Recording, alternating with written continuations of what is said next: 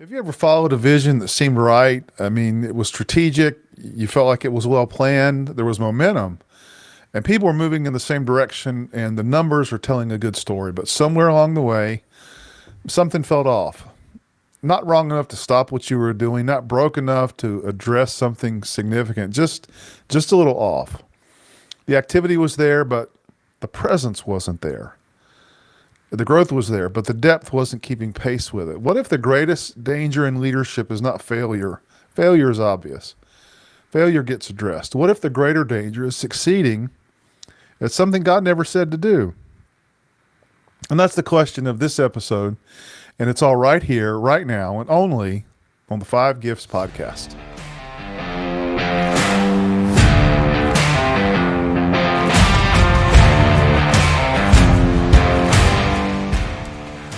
You're listening to the Five Gifts Podcast, a weekly show designed to equip leaders in the Spirit-filled church. I'm Bruce Ritter, and along with my co-host Charles Russell, we offer insights for leading the local church in the fullest expression of Jesus. If you're interested in learning more about practical theology, the gifts of the Spirit, and spiritual disciplines, this is the show for you. Welcome to the Five Gifts Podcast. Welcome back to the Five Gifts Podcast. I'm Charles Russell here with my co-host Bruce Ritter, and this is Season 3, Episode 15, and we've got a great episode lined up for you today. So we're just thrilled that you're here joining us, whether you're listening, viewing, however you're consuming this media today. Welcome to the conversation, and again, we're thrilled that you are here. Bruce, it's good to see you. How are you doing, man? Good to see you, Charles. Doing well. Had a little dental work this morning, so if you notice my jaw sliding off my skull, just it's all part of it. So don't worry about it. But I had that done this morning. Had a really good weekend though. My daughter got a couple of awards from graduate school, and with had an award ceremony. So we're real excited to see her achievements and her growth. And I could go on and on about my daughter, but we have a lot more to get to in this episode. Just gonna say we had a really good weekend too. Man, we coming off of a great class in our education cohort that we're doing as part of the Five Gifts Foundation, and this was a second class in a series on evangelism, and just had a phenomenal couple days of in-person learning. And then Saturday was just continue, kind of still living off that high. And I'm working with a church in the mountains of North Carolina, helping them through a process of finding a new pastor and filling in for them preaching, and just working with them. And man, we had just an incredible service this Sunday morning. You just feel the Lord really working in the hearts and lives of people in the life of this church. And so it just an incredible day yesterday. And then, man, capping all that off, being able to be here with the family of the Five Gifts podcast. And so just keeps getting better. So, that's my story. I'm gonna stick to it. Charles, just a side note about our educational cohort. We just finished our 8th class. Students are still writing, and some of them are getting caught up, but they're writing. They're wrestling with issues of leadership. It's really exciting to see them on their educational track. But I think one of the most satisfying things for me is to see the bonding that's taking place with that group, and we had a moment together before class ended on Friday with a time to just minister in spiritual gifts, words of knowledge, wisdom, prophetic words. And but that's a special thing to see happening in that group. And so our educational cohort is not just about getting a degree. It's about you growing as a leader. And I think one of the best environments for that is when you can grow with others. And people that you learn to know and do life with, and you let them speak into you, and they want your input into their lives. And so I don't know. This has been I know we were talking about it before we began the episode this morning, but it has really been So affirming and encouraging to be part of that. Yeah, absolutely. It's a life changing, transformative experience, and so uh, and so here's the here I guess kind of the next steps for that, since we're talking about it, is if you're listening, if you're viewing, and you're looking toward taking those your next steps in education, a new cohort will be launching in the fall of 26, and uh, leave a comment, email us, get in touch with us, and we'd love to help you take your next steps into those, the next frontiers of your education. And because I'm telling you, I think any of the students from this initial cohort would tell you they would say go all in. In fact, Yeah, I think they would.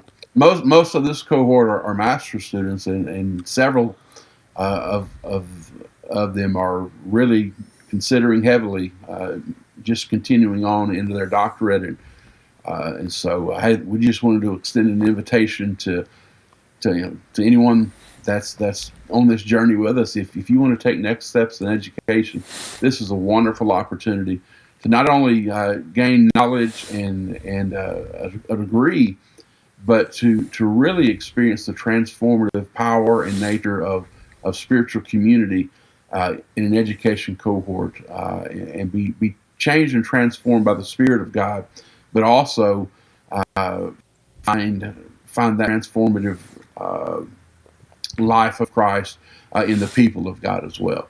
And so we just invite you to join us in the fall of 26 in the next education cohort. Well said, Charles.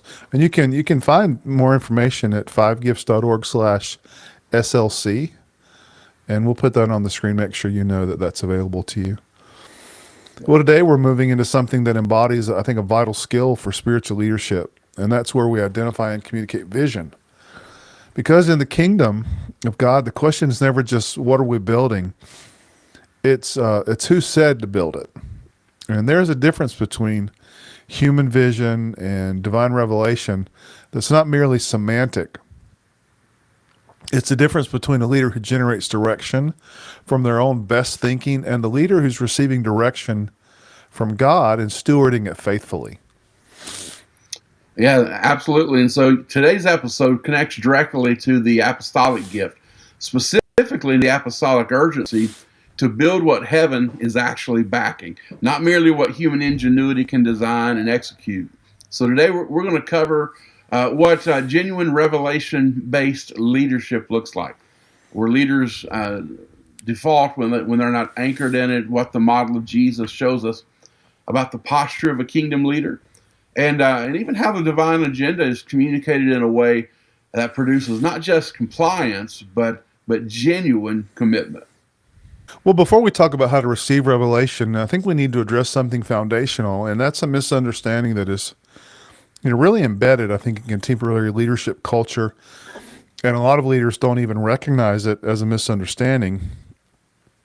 It really is the way we define vision itself. So if we can just spend a few moments on that. We tried to, or rather, we've been trained, I think, to think of vision as something that leaders create. You analyze the landscape, you identify the opportunity, you draw from your own personal inspiration, you articulate a compelling future, and you cast that direction with enough clarity and energy to begin moving people forward. And I would say that's a pretty dominant model when it comes to a contemporary idea of vision. And it produces a certain kind of result. Organizations that move efficiently in a preferred direction. But in the kingdom, vision is not just invented; vision is received. It's the distinction and it's important. It's an important distinction because it's not a minor adjustment to the leadership model. When you think about that, it can reframe the entire enterprise. Human vision originates in imagination. Divine revelation originates with God. And so one begins with a leader's assessment of what is possible or needed, while the other begins with God's declaration of things he's already decided. And these are not the same starting point, and they don't lead to the same direction, even when they occasionally produce similar looking activity along the way. Usually the text we reach for is Proverbs 29:18. We've heard it rendered, where there is no vision, the people perish. And it's become something of a leadership slogan. It's very, it's very repeatable. It's the call to cast bigger and bolder visions, but the more precise sense of the Hebrew is closer to this. Without revelation, people run wild. Now, the word translated vision is the word for prophetic word, a revealed word from God. And the implication is diagnostic rather than inspirational. Without a revealed word from God as the anchor that gives direction, leadership can become noise. There's competing agendas, there's fragmented energy. And so movement without coherence is happening. And so the issue is not a shortage of creativity or strategic thinking. The issue is clarity of hearing. And so whether leaders are genuinely receiving direction from God or substituting their best thinking for his revealed will. Yeah, and that raises a question every honest leader really has to sit with. If we're not genuinely anchoring in revelation, what are we actually building from? Because they're common and often they're difficult to distinguish from the genuine article. So when leaders don't anchor in revelation, vision defaults to substitutes, and the dangerous thing about substitutes is not that they produce nothing; it's that they often produce enough to prevent the deeper question from being asked. And so, the first substitute we would call reactionary vision. That'd be direction that's set by pressure rather than presence. The culture shifts, a need becomes visible, criticism mounts, or maybe an opportunity presents itself, and the leader responds to the loudest signal rather than taking the time to discern what God is actually saying. So then the church ends up shaped by what it is reacting to rather than what it's been called to. A second is duplication of success, copying what worked somewhere else. And it's the tried and true story. Another church grows dramatically through a particular model, and so now the assumption is that the model is transferable. Sometimes it is, but a model that grew out of someone else's revelation and someone else's context applied to a different church without the same undergirding of prayer and discernment produces imitation rather than transformation. So then a third is need-based vision. In other words, letting the surrounding culture set the agenda. The needs are real, and responding to them is genuinely important. But a need without revelation produces a church that is always chasing the loudest problem rather than building the thing God specifically called it to build. Fourth to consider, and perhaps the most subtle, is leader-driven ambition. Big ideas for God that God never authored. These are not born from malice. They're often born from genuine passion, from a leader's deep desire to see God move and people reach. But passion is not the same as revelation. This is where the stewardship language becomes important. You can actually rob God's people by giving them your best idea instead of God's revealed will. Let me just let that settle on you a minute. You can actually rob God's people by giving them your best idea instead of God's revealed will. Look, that's not a leadership failure in the ordinary sense. It's a stewardship failure, a misuse of the authority entrusted to a leader by substituting personal vision for divine direction. Now, the most dangerous version of this is when the substitute actually works, right? When the momentum is real, the attendance is growing, the budget is healthy, but because now the metric has quietly shifted from did God say it to, well, did it work? And success becomes the thing that prevents the deeper question from surfacing. Yeah.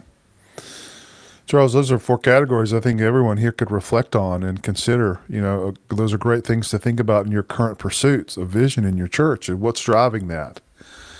And, sometimes God does speak through ambition, He does sometimes speak through need, but it's important to be reflective on those things too. And so, if a kingdom leader is not primarily a vision generator, then what's the leader's actual role? We don't have to speculate about this because Jesus does give us a rather direct answer, and it's more disorienting to our leadership assumptions than I think a lot of us have reckoned with.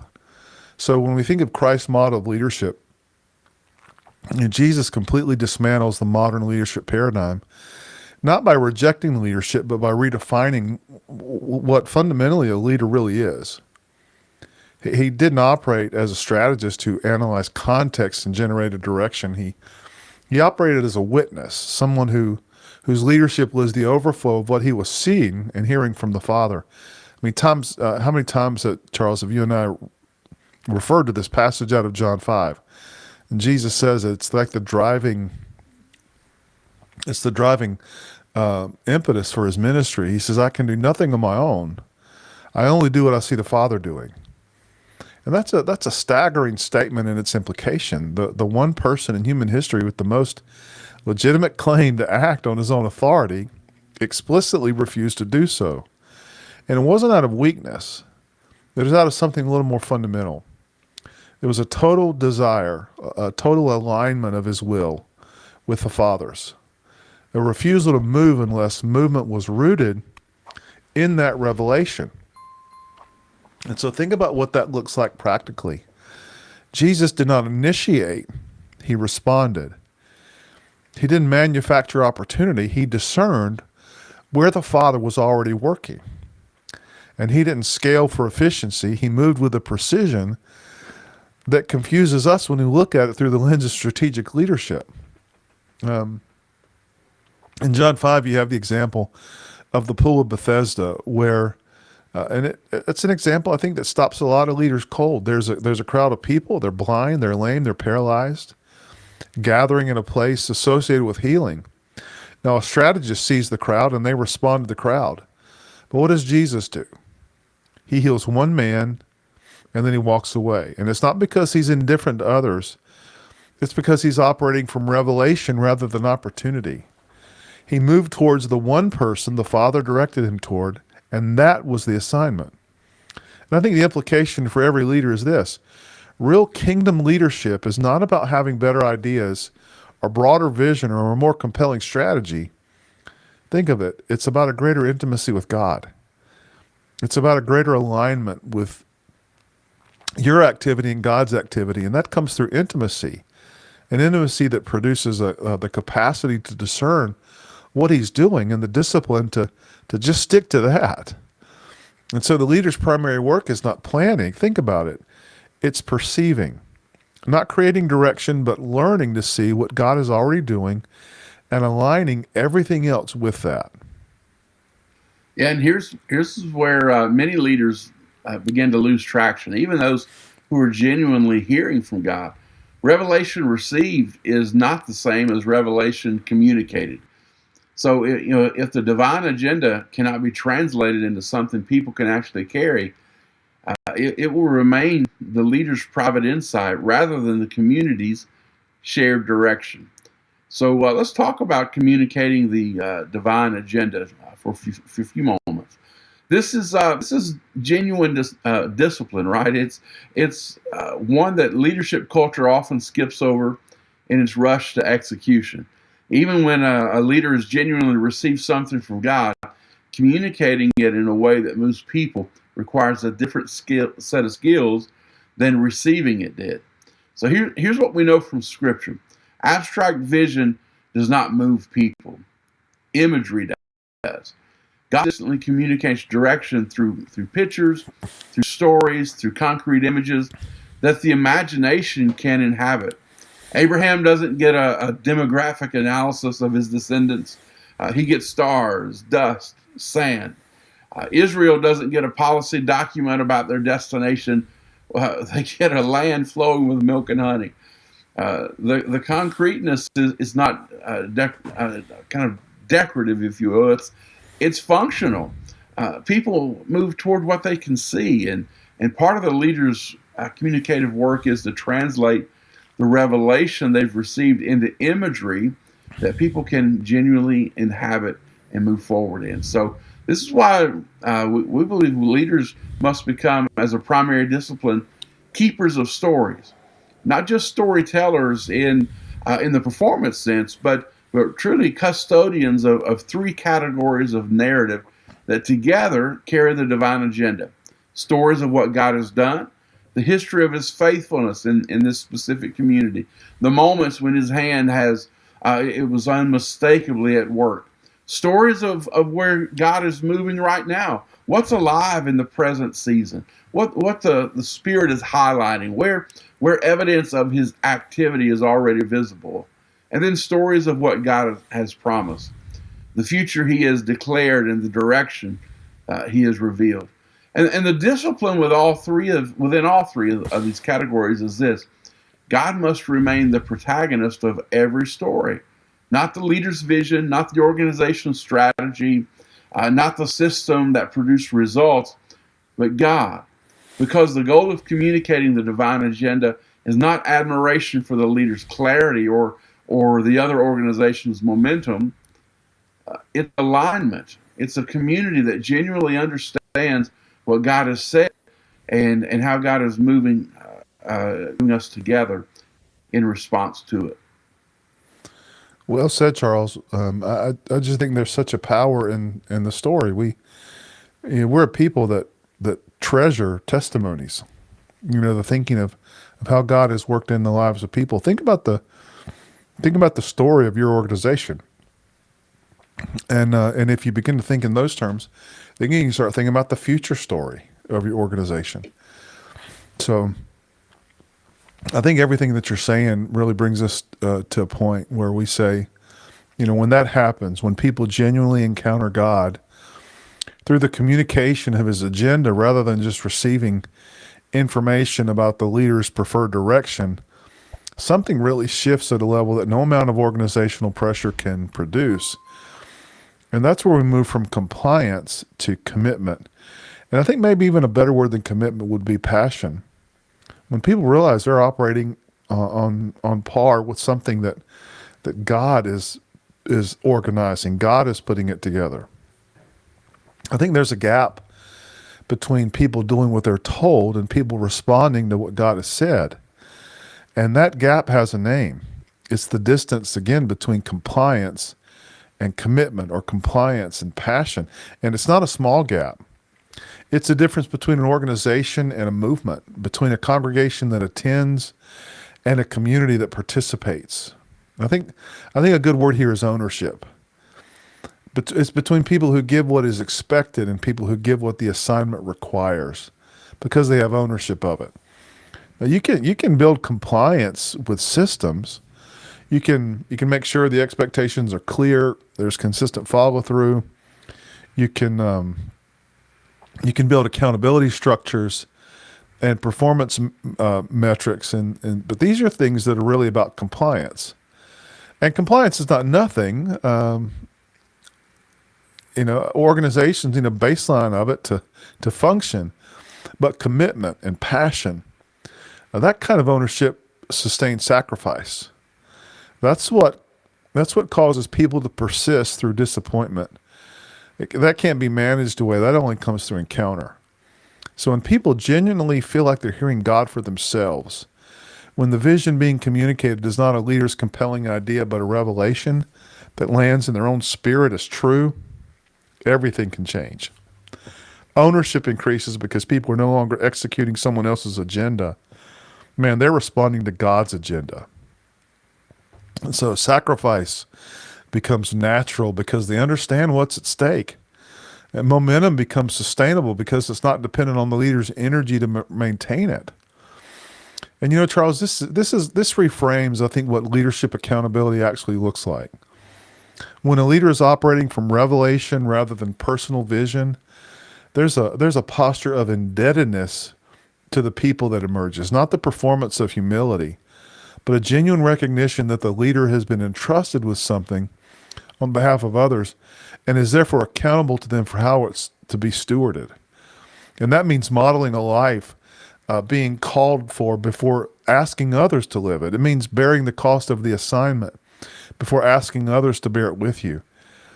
There's a credibility that comes into the leader with his people when he leads this way. It means staying present with the people through the difficulty of the work rather than casting direction and stepping back.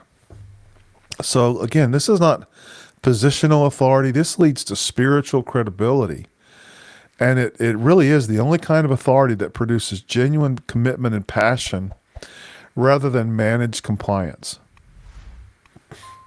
Amen and amen to that, Bruce. What a powerful segment, man. That's amazing. And so, let me try to bring this to a landing with a question that I think really sits at the center of everything we've talked about today.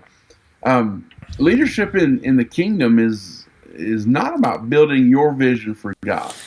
It's all about stewarding God's revelation, discerning what He has already decided, receiving it with humility, and leading others toward it with clarity and faithfulness. So the leader's calling isn't to dream bigger for God, but it is to hear Him more accurately and to hear more accurately from.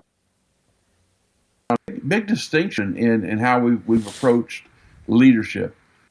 So here's the question that's worth sitting with this week. And I want you to take it in both directions, all right?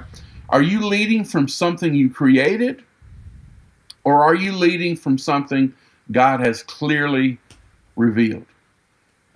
Not was this a good idea, not is it working, but did God say it? Did God reveal that?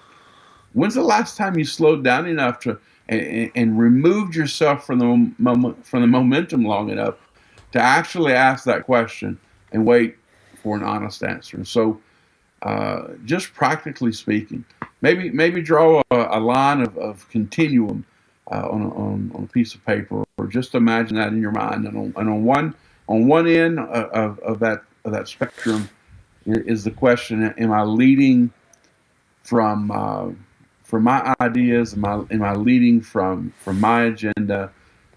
And then the opposite side of that continuum, or am I leading from a place of God's revelation?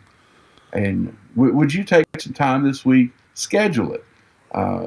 Schedule a half hour, however long that you need to just sit and in some silence and just reflect, pray, discern what the Holy Spirit's saying, and see if you can identify where you sit on that continuum. Go in both directions. Get introspective and lean into both sides of this question and try to identify, plot your position on that continuum. Am I leading from my ideas, or am I leading from what God has revealed? And for those of you leading teams or churches, what would it look like to build a culture where that question is asked regularly and seriously, right? Where the standard for direction is not effectiveness, but is now faithfulness to what God has actually said.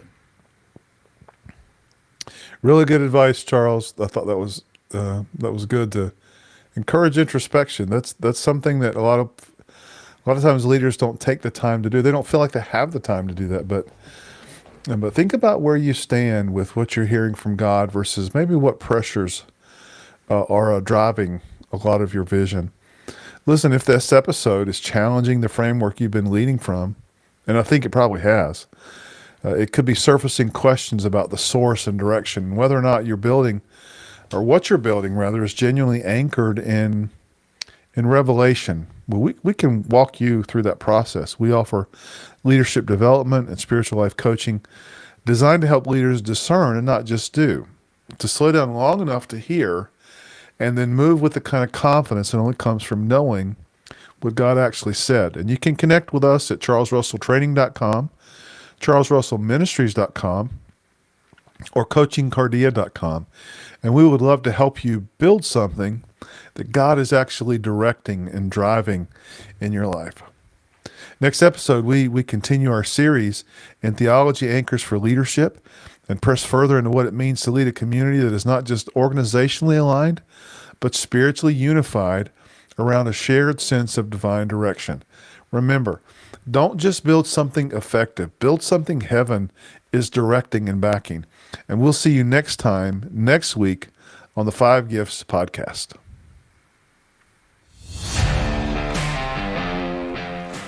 You've been listening to the 5 Gifts podcast. If you would like to take the next step as a spiritual leader, we invite you to visit either of our websites or contact us for leadership coaching.